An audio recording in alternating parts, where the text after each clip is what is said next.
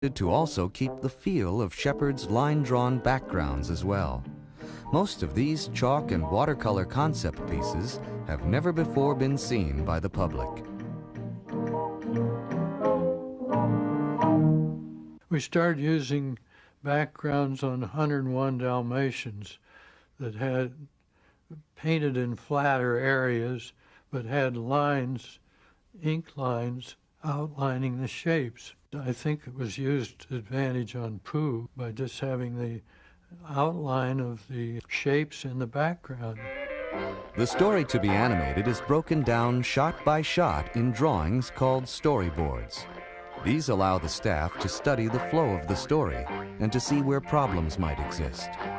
We had about 2/3 of what we considered a feature in storyboards. We were in development. Some parts of it were actually in animation, some of the early areas.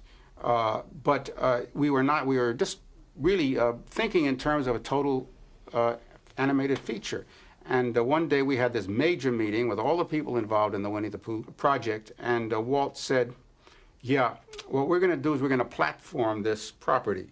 We're not just going to put out a feature, because the American public, particularly the children in America, are not familiar with Winnie the Pooh at all. So actually what he did was he sectioned it into 3 sections. And so we were all kind of like surprised and perturbed about it. We said, well, what, you know, featurette, why? And he says, you'll see, once we have people aware of the Winnie the Pooh characters, the next time around it'll be much, much bigger. And it'll become classic. It'll become a masterpiece. You watch and see. Once the story and characters are approved, and before the animation can begin, the dialogue is recorded. Casting the voices for this stuffed menagerie brought out many of Hollywood's most interesting voices. Walt always wanted this believable business. He wanted to transport the audience to some make-believe place that they could never go themselves. And that's what the right voice does for you. Oh, bother.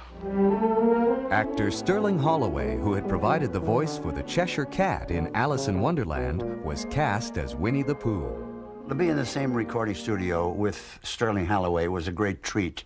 I mean, the man was a consummate artist. I used to watch the way he performed. He used to underplay his lines. He would do them so softly and so easily. Oh, hello. Am I glad to see you? It's more friendly with two. Sterling Holloway was just, well, I was going to say he was a teddy bear.